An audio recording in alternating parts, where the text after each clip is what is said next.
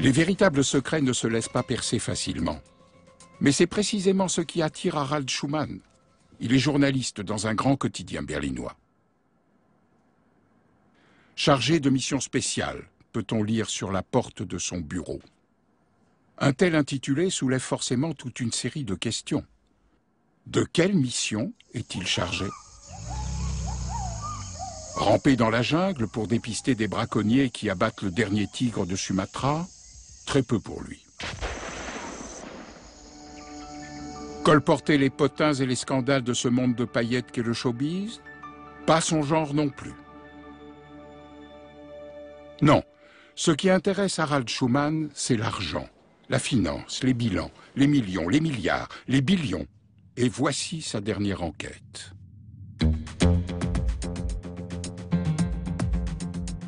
Dans la zone euro, les États doivent emprunter de l'argent aux autres États pour sauver les banques.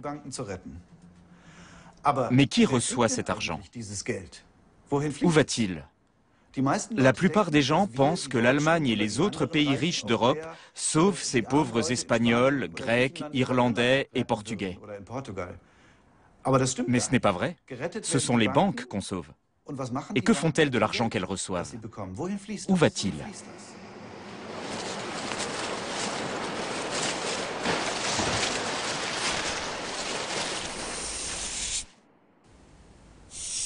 Où est parti tout cet argent? Bonne question. N'avons-nous pas le droit de savoir à qui nous le donnons? Qui en sont les bénéficiaires? Eh bien, sauf votre respect, ce n'est pas ça le problème. On ne peut pas l'ignorer, mais cette politique a été imposée au peuple irlandais, comme l'a voulu une majorité d'individus au sein de la Banque centrale européenne. Peu importe de savoir qui sont les bénéficiaires, ce qui compte, c'est que le peuple irlandais a dû payer l'addition. Pourquoi les contribuables devraient-ils prendre en charge des milliards de risques de crédit en vue de sauver des créanciers alors qu'ils n'ont même pas le droit de savoir qui sont les bénéficiaires? Le bénéficiaire, c'est l'économie tout entière. Ça crée un climat de confiance. Non, les bénéficiaires, ce sont tous les créanciers qui ont fait de mauvais placements. Bien sûr, et ils vont devoir payer. En Irlande, tous les créanciers de premier rang ont été renfloués. Ils n'ont pas perdu un centime. En Irlande, on a fait beaucoup d'erreurs. Pourquoi ne publie-t-on pas la liste des créanciers afin de pouvoir mener un débat éclairé? Vous avez une vision un peu naïve du bilan d'une banque. Je ne crois pas. Je me suis bien documenté sur le sujet. Les banques sont liées les unes aux autres. Si une banque A n'est plus solvable, on se demande aussitôt si la banque B l'est encore, parce qu'elle détient peut-être des actifs dans la banque A. Donc l'une contamine l'autre. Je ne vois aucun inconvénient à ce qu'on introduise plus de transparence. Mais compte tenu de la situation juridique, si je prends le cas de l'Allemagne, c'est le pays que je connais le mieux, c'est hors de portée de l'autorité de contrôle. En général, ça se passe comme ça. L'autorité de contrôle remet un dossier confidentiel au Parlement et, mystérieusement, il se retrouve dans la presse. Toutefois, l'autorité de contrôle, ou le gouvernement, n'a aucun moyen de rendre le système transparent, parce que ça tombe sous le coup du secret industriel et commercial. Et vous avez raison de penser qu'à partir du moment où on reçoit de l'aide de l'État, il faut que ça change, pour dire les choses simplement. Aujourd'hui, celui qui veut savoir malgré tout la vérité va de surprise en surprise. Des experts de la finance qui avaient donné leur accord ont l'interdiction formelle de parler et on annule au dernier moment des rendez-vous pris de longue date en invoquant des prétextes cousus de fil blanc. Même des établissements comme Bankia, qui a du plomb dans l'aile et qui doit recevoir des milliards d'euros de l'État, ne sont pas prêts à s'exprimer.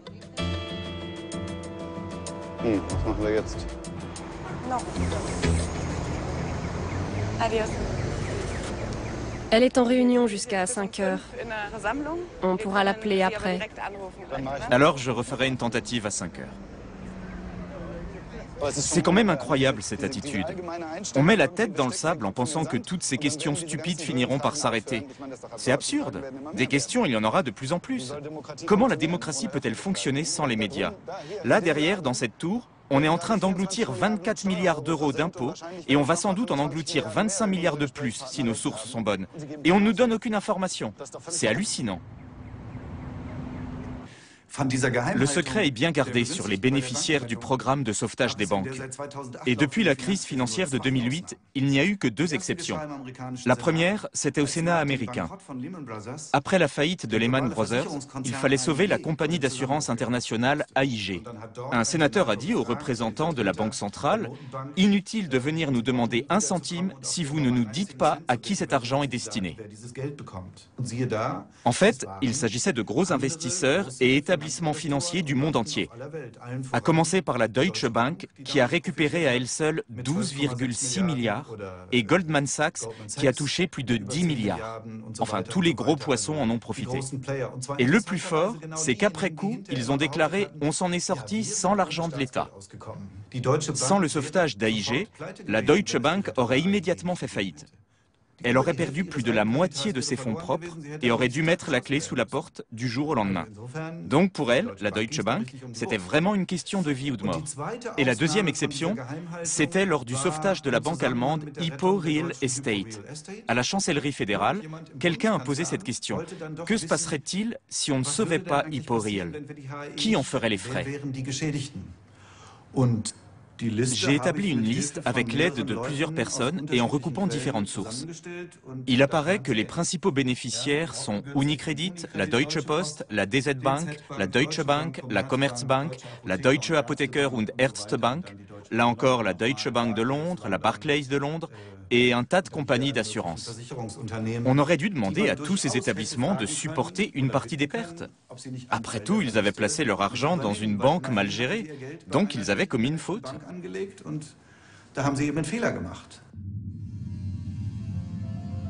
Avec l'arrivée de la monnaie unique en l'an 2000, les taux d'intérêt ont baissé de manière drastique dans les petits pays de la zone euro, parce que du jour au lendemain, ils se sont retrouvés dans un grand espace monétaire. Ça a amené les banques et les gouvernements à prêter beaucoup d'argent pour financer toutes sortes de projets, bien plus qu'il n'y avait d'épargne dans leur pays. Les banques d'Allemagne, de France et des autres pays de la zone euro étaient plus qu'enclines à accorder des crédits presque sans limite.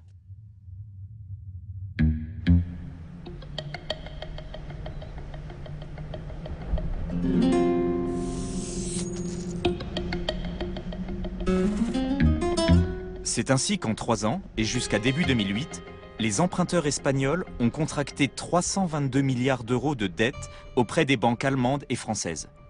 Le plus gros a été placé dans l'immobilier, simplement parce que les investisseurs étaient convaincus que les prix monteraient sans cesse. Résultat, on a construit bien plus qu'il ne fallait. Et pour finir, des milliers d'emprunteurs n'ont plus été en mesure de payer.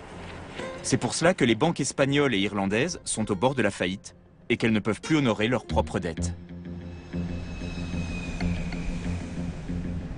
Les prêteurs allemands et français et ceux des autres pays n'avaient jamais imaginé un scénario de cette nature.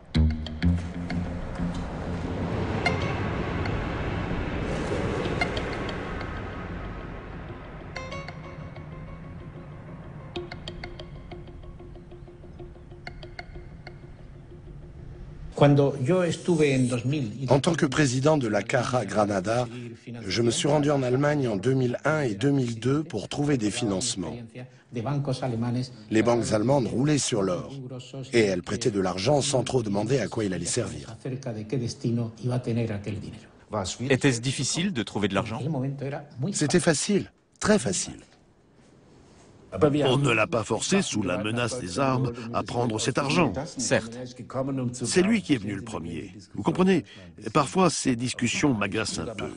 Tout le monde fait des erreurs. En Allemagne aussi, nous en avons fait, et nous avons nos problèmes. Mais ce que je ne supporte vraiment pas, c'est qu'on dise sans cesse que c'est la faute des autres. Il appartient à chacun de résoudre ses propres problèmes. Chacun doit balayer devant sa porte, et tout rentrera dans l'ordre.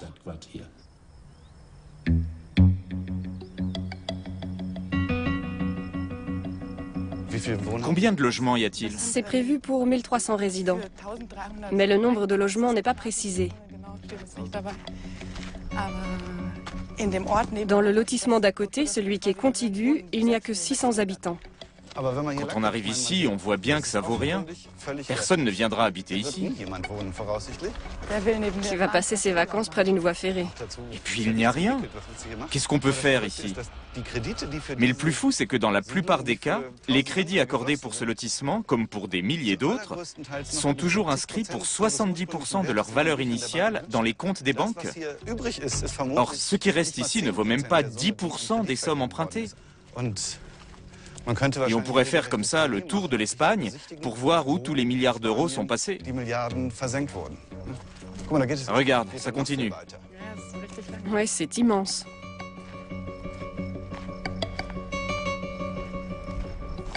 Tout le monde espère que par un miracle quelconque, la machine se remette en marche et que ces actifs pourris, comme on dit, à savoir les investissements réalisés avec des prêts qui appartiennent maintenant tous aux banques, reprennent de la valeur.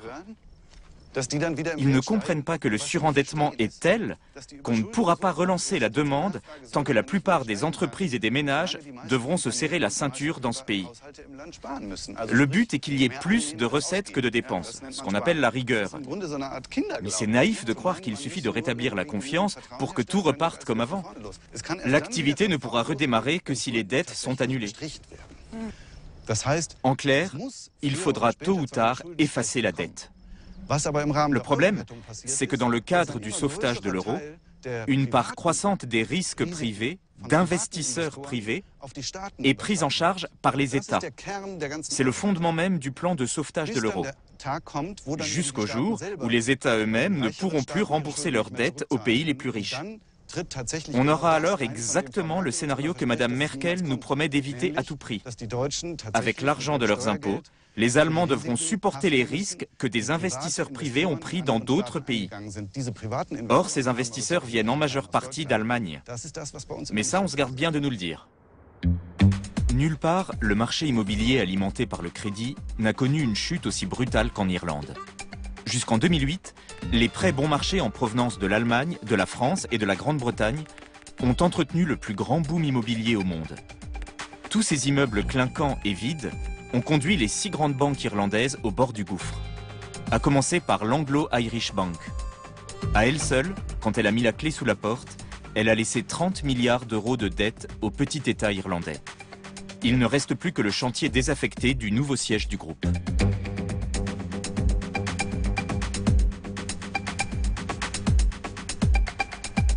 L'État irlandais a dépensé plus de 70 milliards d'euros pour sauver 6 banques en faillite. Où est passé tout cet argent? Très bonne question. En général, cet argent a servi à rembourser les créanciers, ceux qui avaient apporté de l'argent aux banques sous forme d'obligations et qu'on appelle des porteurs de titres. Qui sont ces créanciers, ces spéculateurs? C'est le problème, on ne sait pas. Les paiements sont effectués par une chambre de compensation qui garantit l'anonymat des créanciers. Donc on ne sait pas. Mais n'est-il pas scandaleux de dépenser de l'argent public irlandais pour des investisseurs étrangers sans que personne sache qui ils sont? Scandaleux est un mot encore trop faible. C'est se moquer de la démocratie. Absolument. Mais on touche là au cœur de la crise de l'euro. Les habitants de la zone euro ne comprennent pas ce qui se passe. La plupart des Allemands et des Français n'ont pas conscience que ce sont eux qui sont renfloués. L'argent n'a fait qu'un aller-retour en Irlande. Des spéculateurs sans scrupules ont prêté de l'argent aux banques irlandaises qui, du coup, ont été prises d'une véritable frénésie d'achat sur le marché immobilier. Et maintenant, ce sont les contribuables qui paient. Quel impact a eu ce plan de sauvetage de 70 milliards sur les Irlandais? Leur niveau de vie a baissé en moyenne de 25%. 25% en 5 ans? En 5 ans. Pour les plus faibles, ceux qui vivent des aides de l'État ou qui sont au chômage, les conséquences sont catastrophiques. Vous êtes le porte-parole de votre communauté? Oui, le président de l'association de quartier. Qu'est-ce qui a changé depuis que la crise a éclaté à l'automne 2008? Ce qui nous affecte le plus, ce sont les coupes budgétaires. Vous en voyez les conséquences dans votre magasin? On voit le changement dans le quartier, c'est évident. Et ça va de mal en pis. Il parle de nouvelles coupes budgétaires. Et ce sera comme ça pendant les 3 ou 4 prochaines années. Ce n'est pas tenable, c'est impossible. Et pourtant, ce n'est pas prêt de changer. Combien de foyers comptent au moins un chômeur? Je dirais 80%. Combien? 80. 80. Oui.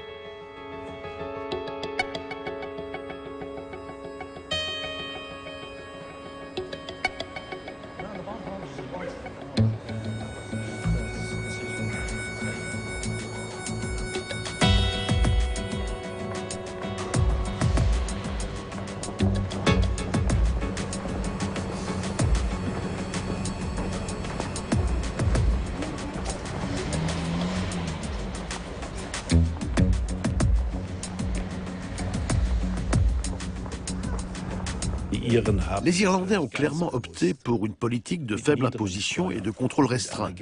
Ils ont décidé de surveiller moins rigoureusement leurs établissements financiers que les Allemands, par exemple. Donc, toutes les banques qui voulaient gagner de l'argent, y compris les banques allemandes, sont allées en Irlande. On y payait moins d'impôts et bénéficiait de contrôles plus souples. Avec la mondialisation, c'est possible. Les Irlandais ont attiré les investisseurs par une taxation et des contrôles plus faibles. Dans un premier temps, ça a été très bénéfique pour la population irlandaise.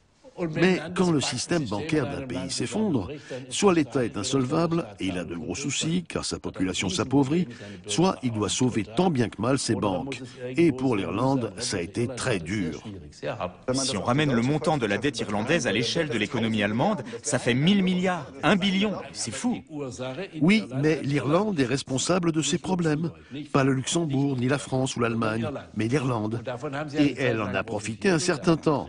C'est le peuple qui fait les frais d'une mauvaise politique, même s'il en a profité un temps. Les Irlandais le savent. Les Irlandais savent surtout qu'ils ont été obligés de payer tous les créanciers étrangers de leurs banques en faillite et de les dégager de toute responsabilité. Et sur ce point, la Banque centrale européenne a joué un rôle crucial, comme le montre ce rapport d'expertise commandé par le Parlement européen et dont l'auteur est un professeur d'économie mondialement célèbre, Karl Wieland. J'ai été chargé par le Parlement européen d'examiner le rôle de la Banque centrale européenne, la BCE, dans divers programmes d'aide. Et j'ai choisi de me concentrer sur l'Irlande. Vous écrivez, je cite, « Quant à l'action de la BCE en Irlande, notamment en ce qui concerne les dettes de premier rang des banques, on peut se demander si l'institution n'a pas dépassé les limites de son mandat. » Comment la BCE a-t-elle réagi? Je ne sais pas. Vous n'avez jamais eu de réponse? Jamais. Je ne dois pas être dans son carnet d'adresses pour les cartes de vœux. Quoi qu'il en soit, la BCE voulait que tous les porteurs de titres soient remboursés et elle s'est imposée. Pourquoi voulait-elle cela? Demandez-lui directement. Je pense que la BCE a agi dans le cadre de son mandat. Il s'agissait avant tout d'assurer la stabilité des prix et de contribuer à la stabilité des marchés financiers.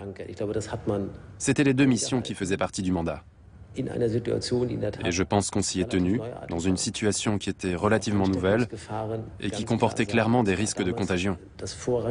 La priorité était donc d'éviter ce danger. Vous avez écrit que l'Irlande a été forcée sous la menace d'un revolver de payer les créanciers. Qui tenait le revolver? C'est la Banque centrale européenne qui tenait le revolver. Elle a dit « Ou vous payez les porteurs de titres, ou nous cessons notre programme de financement d'urgence, ce qui entraînera d'abord l'effondrement de votre système bancaire, puis celui de votre économie entière. Pour moi, c'est la diplomatie de la canonnière. » Ou simplement du chantage. Ou du chantage. C'est une menace très grave de la part d'une banque centrale. Elle oblige une nation à renoncer à sa souveraineté juste pour renflouer je ne sais quels investisseurs. La BCE agit illégalement. Bien entendu, c'est une décision qui a été imposée au peuple irlandais. Imposée? Oui. La BCE a décrété qu'il fallait rembourser les créanciers de premier rang.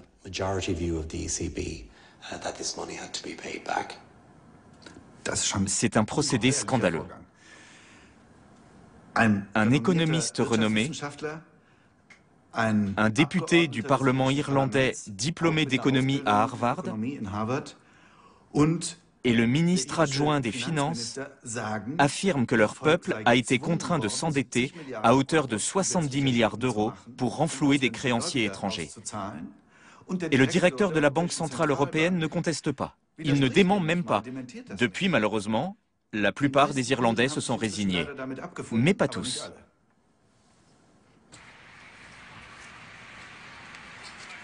Jusqu'ici, aucun pays en crise n'avait réussi à faire entendre à Francfort son désaccord envers la politique de la BCE. Ce groupe d'Irlandais est une exception.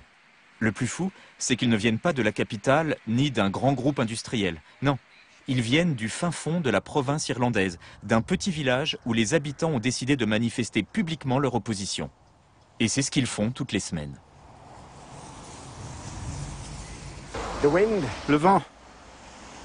Le vent, le vent, le vent.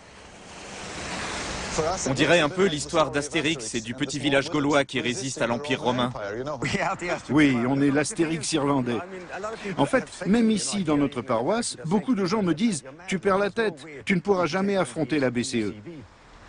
Je sais que c'est un grand rêve. Mais tant qu'à rêver, autant rêver en grand. Les petits rêves, ça ne sert à rien. Et puis ils font ça non seulement en Irlande, mais dans toute l'Europe. Ils s'imposent dans l'Europe entière. Ils utilisent ce mot « socialiser la dette ». Et les mots sont très importants. Il n'y a pourtant pas plus antisocial que ce qu'ils font.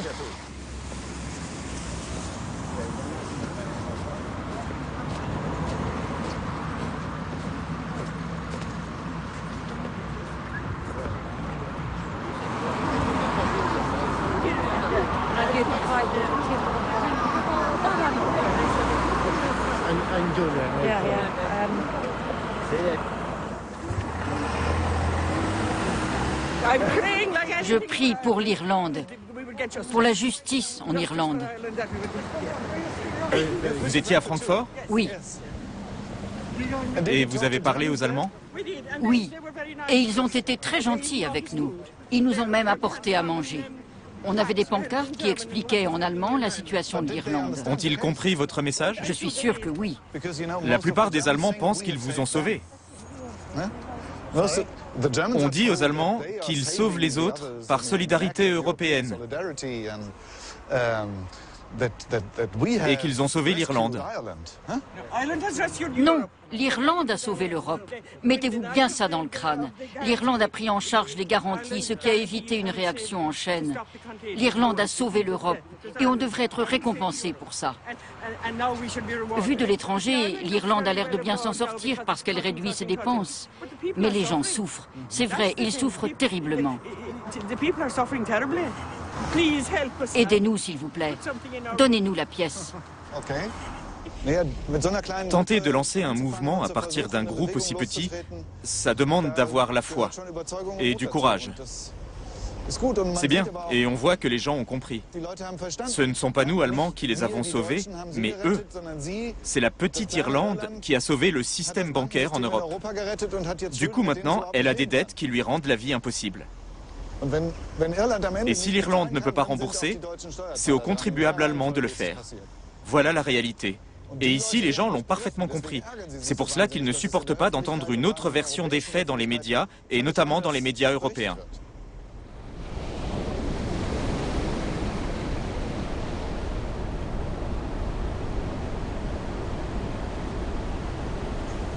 Alors, où va l'argent? Les banques irlandaises ont reçu 64 milliards d'euros. Qu'est-ce qu'elles en ont fait? Le plus terrible dans tout ça, c'est que l'opinion publique n'a accès à aucune donnée précise. Mais il y a des indices qui ne trompent pas. Je pense à la Banque des règlements internationaux. C'est la banque centrale des banques centrales. Elle recueille toutes sortes d'informations de ses 24 États membres. Par le biais de son service de statistique, de son site web, on peut consulter des données sur les transactions entre les différents pays et les créances des banques. On voit par exemple qu'à l'automne 2010, alors que le débat faisait rage pour savoir qui serait payé, l'Irlande devait encore 28 milliards aux banques allemandes. Ça fait beaucoup d'argent. Mais qui sont au juste les créanciers? Et qui peut bien le savoir? Un homme a ressenti le besoin urgent d'informer l'opinion publique.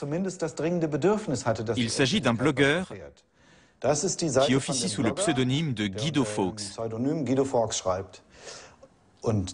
Une personne bien placée lui a envoyé une liste qui comprend un total de 80 adresses, dont 50 rien qu'en Allemagne et en France. On y trouve par exemple la Deutsche Bank Asset Management, la Raiffeisen, l'Union Investment Private Fonds GmbH, la plus grande banque française y figure naturellement aussi, ou encore Rothschild et compagnie gestion. C'est en quelque sorte le who's who du monde de la finance.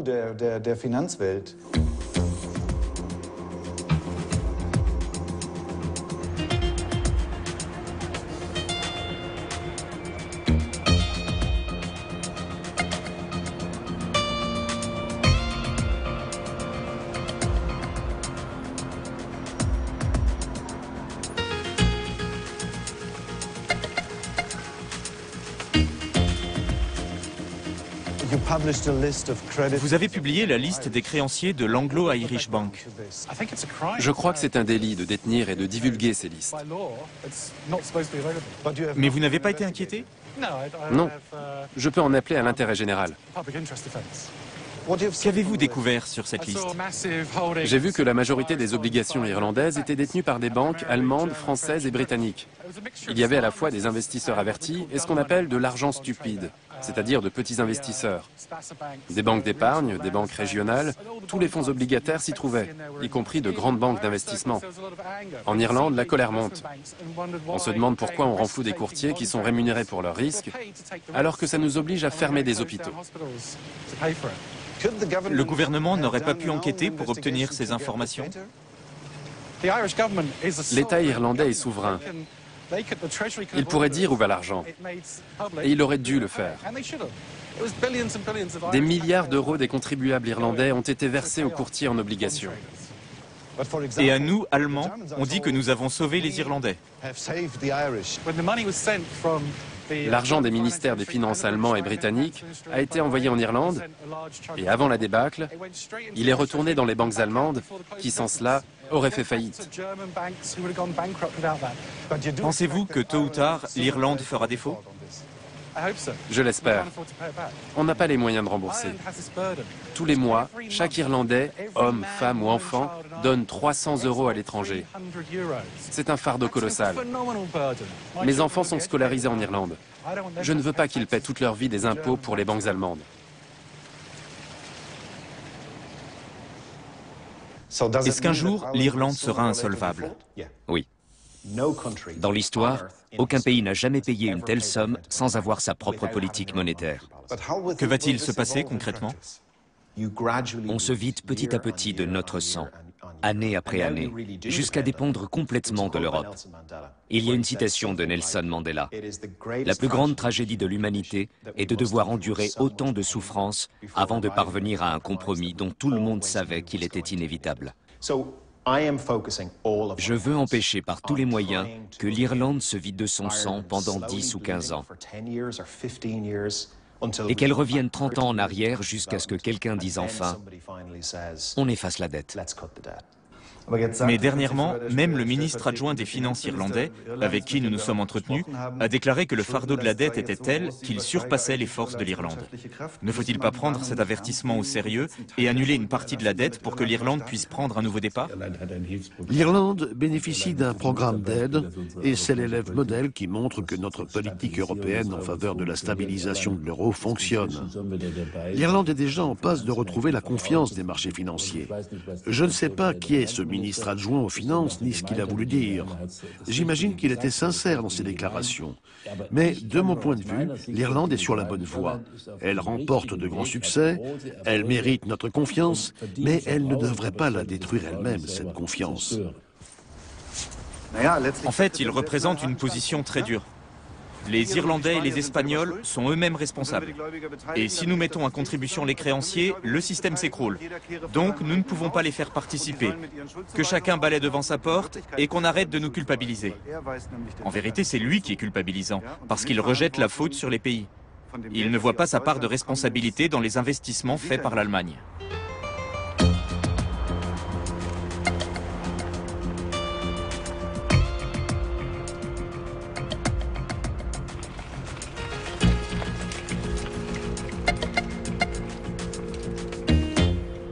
La Banque centrale européenne pourrait très facilement réparer le tort qu'elle a causé aux Irlandais en vue de protéger les banques européennes. Lors de la crise, l'Anglo-Irish Bank a emprunté 30 milliards d'euros à la BCE pour pouvoir payer ses créanciers. Or, comme toutes les banques centrales du monde, la BCE n'aurait pas dû prêter cet argent sans exiger de garanties. Garanties que l'Anglo-Irish Bank n'avait pas. C'est pourquoi l'État irlandais a dû se porter garant. Et maintenant que l'Anglo-Irish Bank a été liquidée, qu'elle n'existe plus, la BCE réclame au gouvernement irlandais le remboursement de ces 30 milliards d'euros. En Irlande, un grand nombre d'économistes et d'hommes politiques demandent que la BCE annule cette dette. Si nous convainquions la BCE de réduire la valeur de ses titres ou de renoncer carrément à une partie de ses créances vis-à-vis des banques irlandaises, ce serait économiquement judicieux, car la BCE et la zone euro ne peuvent profiter de l'Irlande qu'à condition que son économie soit forte. Mais les Allemands diront, qu'en est-il du bilan de la BCE? Qui va payer ces pertes? Personne ne doit prendre en charge les pertes de la BCE. L'argent a déjà été mis en circulation sans avoir provoqué d'inflation. Et en réduisant la dette, nous n'allons pas faire marcher la planche à billets. Vous êtes en train de dire qu'on peut annuler la dette sans que personne ne subisse de pertes? Oui, c'est le système monétaire. Si nous consentons à une réduction de la dette, l'État irlandais en sera le bénéficiaire économique. C'est le financement monétaire, une option qui est vivement critiquée en Allemagne, où on nous reprochera de l'appliquer dans certains pays et pas dans d'autres, ce qui est faux. Au fond, ça ne ferait de tort à personne si la BCE annulait cette dette bien particulière qui est apparue dans des conditions bien particulières. Personne ne serait lésé, n'est-ce pas? Peut-être que les gains de la BCE seraient moindres.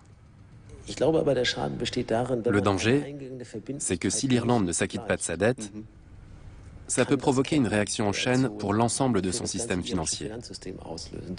Vous êtes sûr et certain que la BCE pourrait annuler cette dette sans aucun risque? Sûr et certain. Dès demain. Il y a un risque, et vous venez de l'évoquer. C'est que les autres demandent la même chose.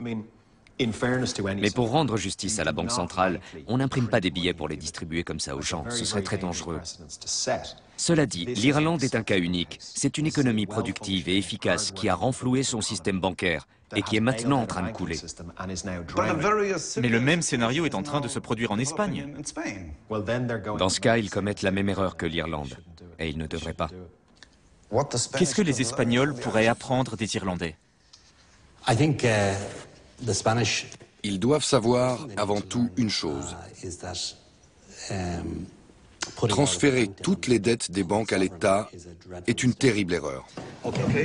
Merci beaucoup. Merci à vous. Très heureux de vous avoir rencontré et bienvenue à Ras Farnham.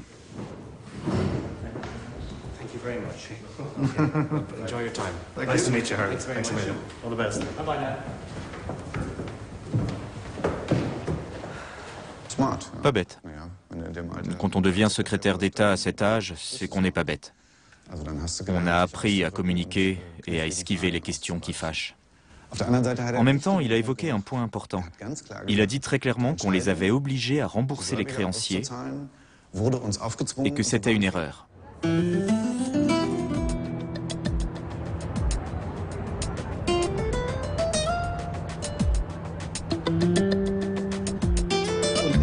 Et il est prêt à nous parler du rôle des banques allemandes et françaises dans le boom espagnol? Tout à fait. En fin d'après-midi, on va rencontrer aussi Rayo, un expert économique.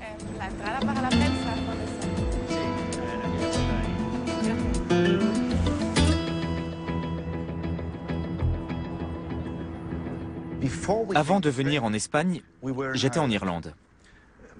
Puis-je vous faire part du conseil qu'un économiste et parlementaire irlandais donne à l'Espagne? But a similar situation is developing in Spain. With one very important difference. The Spanish people will not have capitalized their banks. That's what they are going to do now. Well, then they're going to make the same mistake that Ireland made, and they shouldn't do it. They shouldn't do it. Let them fail. Let the banks fail. You know, not all of them, but banks have to be allowed to fail. There's nothing wrong with a bank failing. What do you Qu'en dites-vous? J'en dis que la situation de l'Irlande est complètement différente de celle de l'Espagne. Le total du bilan des banques irlandaises par rapport au produit national brut est 3 fois supérieur à celui des banques espagnoles.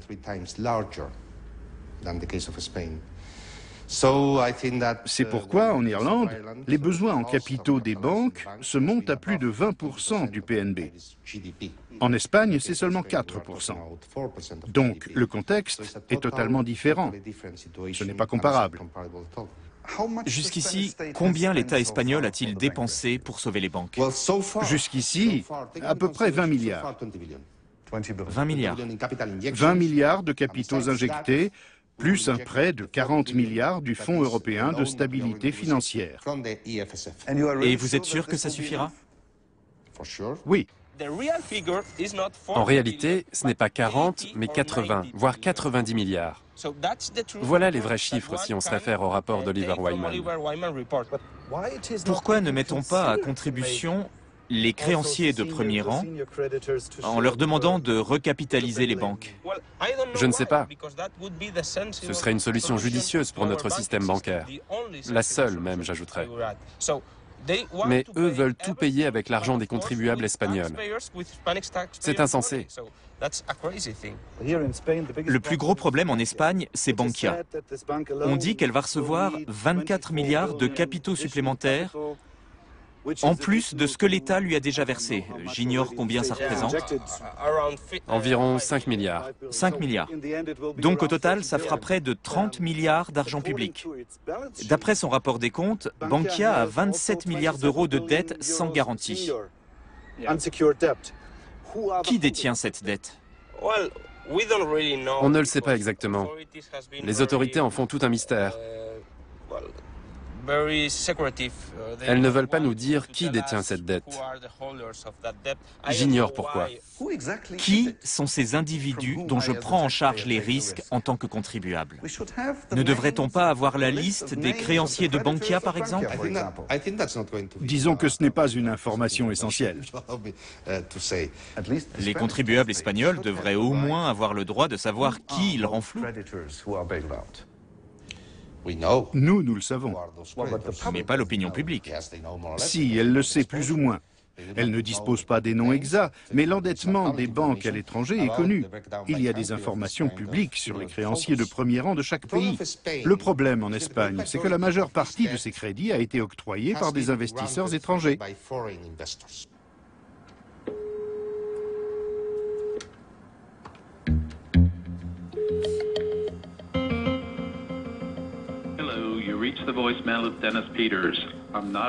Je déteste les répondeurs téléphoniques.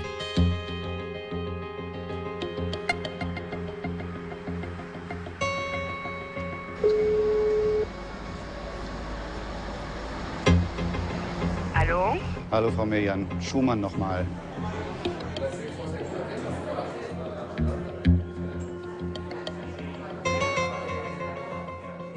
Where does all this money go? Okay. It's again difficult for us to comment on the record about the instance of Bankia. No, of course not. Thank you very much. You're welcome out. Have a good afternoon. Also das ist doch, Entschuldigung, aber das ist ganz klassische Hinhaltetaktik und ich kann es nicht anders interpretieren. Well, that's a great.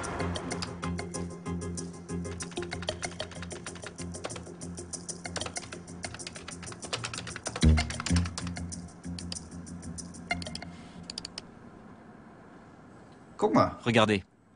6 juin, quelques informations sur les prêts bancaires espagnols. Ici, c'est un des nombreux prêts en cours, avec les noms des personnes concernées. C'est l'information qu'on cherchait. Mais je ne peux rien dire. Il y a parfois des gens sympathiques qui vous aident. C'est comme ça que j'ai pu accéder à ces données.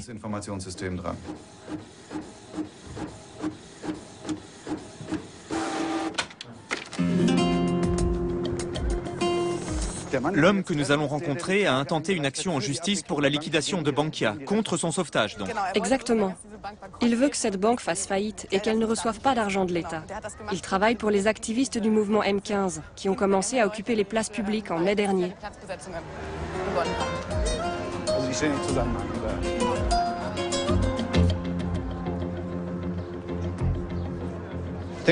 J'ai ici une liste. Un instant. Ce sont les dettes actives de Bankia, d'ASM, etc.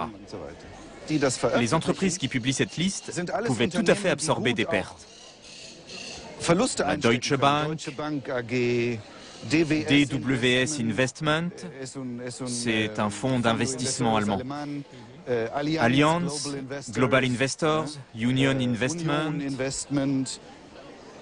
la Deutsche Bank à nouveau. Elle devrait. Elle devrait encaisser ses pertes. Mais quand on parle à des représentants des partis au gouvernement ou à des représentants des banques, ils disent « ça détruirait la confiance et tout le système s'effondrerait ». Alors qui dit vrai? Nous, pas eux.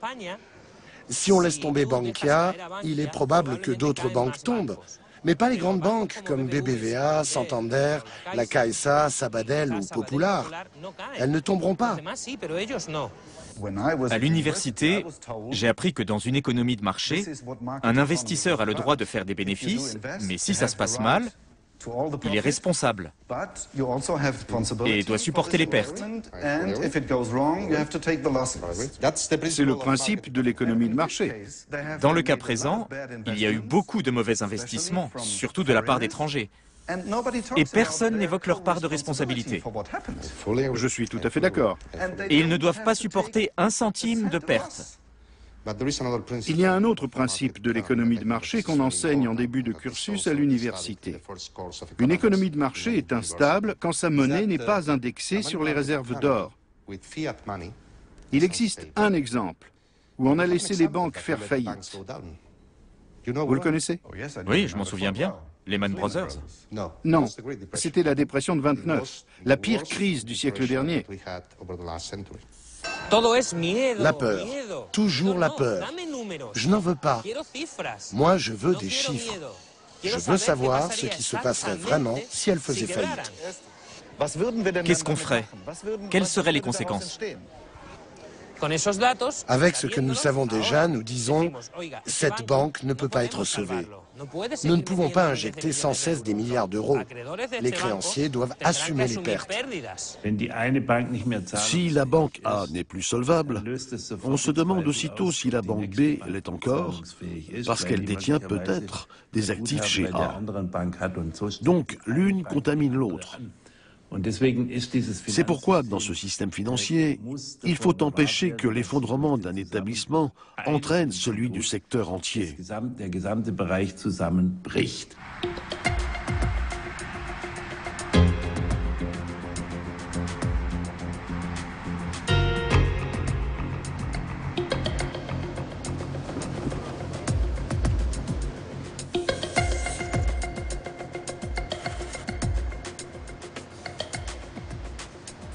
Pour le non-initié, il est difficile de comprendre comment on décide que telle banque est d'importance systémique, à savoir que sa faillite aurait un effet désastreux sur l'économie. Par exemple, pourquoi Bankia est-elle d'importance systémique? C'est simple, Bankia est la troisième banque d'Espagne. La quatrième? La troisième. La troisième? Oui. C'était la troisième banque. C'est peut-être maintenant la quatrième, mais c'était la troisième. Que se passerait-il si on la laissait faire faillite? Non, on ne peut pas se le permettre. Et pourquoi ne demande-t-on pas aux créanciers de la recapitaliser? Vous anticipez ce que nous négocions actuellement. Avec les autorités espagnoles, la Commission européenne et la Banque centrale européenne, nous négocions un plan de restructuration. Donc, vous ne pouvez pas anticiper le résultat. Admettons que mes chiffres soient justes. Ce n'est pas avec vous que je négocie, mais avec l'État espagnol. Lors de notre action en justice, il a été établi que dans les étages supérieurs de la banque, des chiffres avaient été falsifiés. Et maintenant, on découvre que dans les étages inférieurs, il s'est produit la même chose. On a créé une culture d'entreprise dans laquelle les employés étaient récompensés par des primes pour qu'en haut, on ne sache pas ce qui allait mal dans les filiales.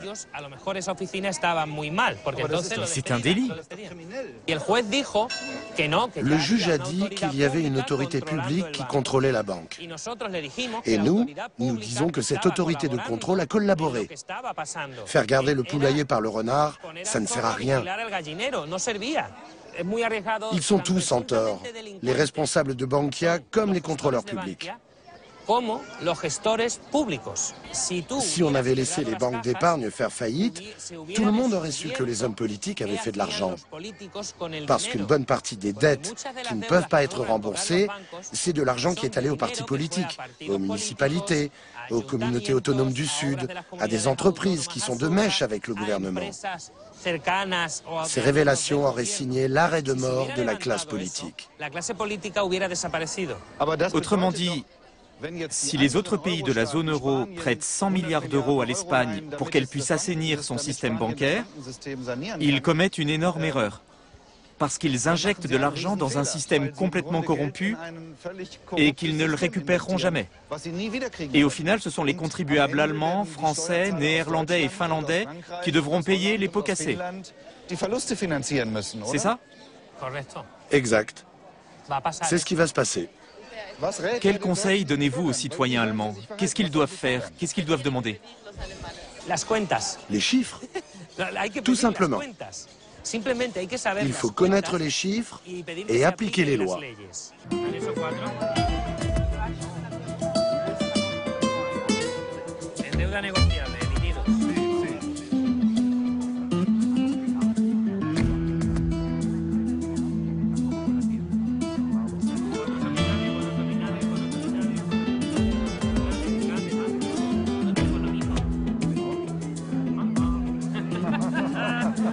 Este es mi anexo 4. Y el suyo, no sé dónde se abre, pero teóricamente es el mismo, pero no es el mismo. Toutes les personnes qui se penchent sérieusement sur le sujet en arrivent à la conclusion suivante: s'ils affirment qu'il faut sauver le système, alors qu'ils en apportent les preuves. Ils doivent démontrer que c'est indispensable. Mais ça n'arrivera jamais. D'un côté, ils disent que le système entier s'écroulera, que ce sera la fin du monde si on ne le fait pas. Mais d'un autre, quand on leur demande ce qui se passera si on laisse la banque faire faillite, qui en subira les conséquences, qui perdra de l'argent, quelle autre banque s'effondrera, on n'obtient pas de réponse, sous prétexte que ce sont des informations confidentielles. Or, si c'est confidentiel, comment se fait-il qu'ils soient au courant? Bref, on en revient toujours à la même question. Où va l'argent et pourquoi faut-il sauver les banques? Nulle part dans le monde, on a obtenu de véritables réponses.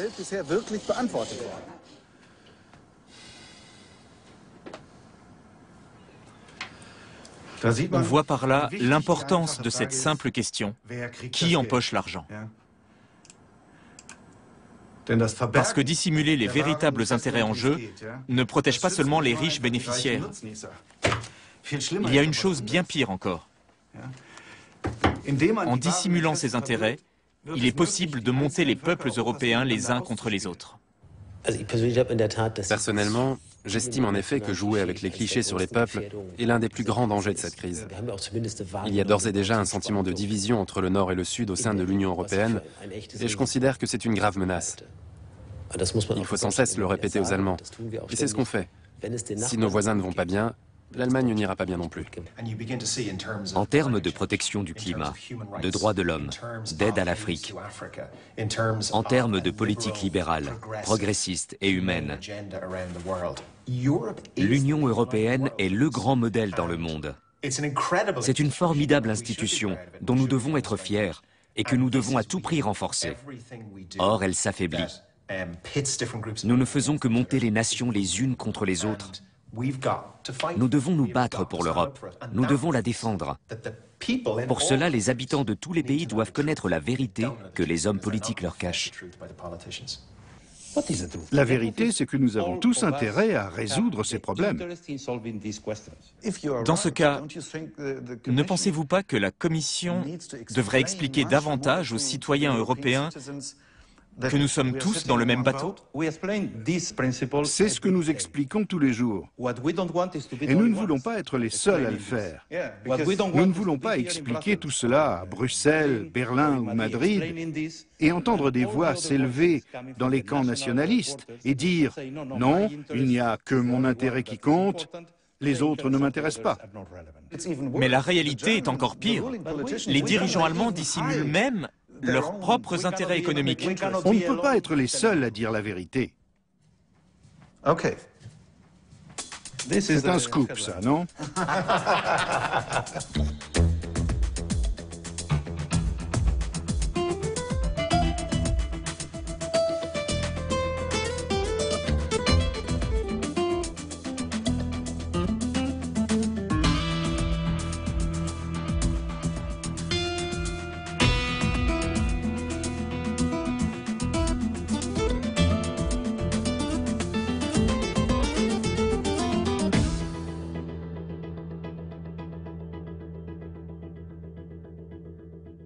Le 7 février 2013, le directoire de la BCE a autorisé l'Irlande à étaler le remboursement de sa dette jusqu'en 2038, ce qui représente un allègement de 3 milliards d'euros par an pour le pays.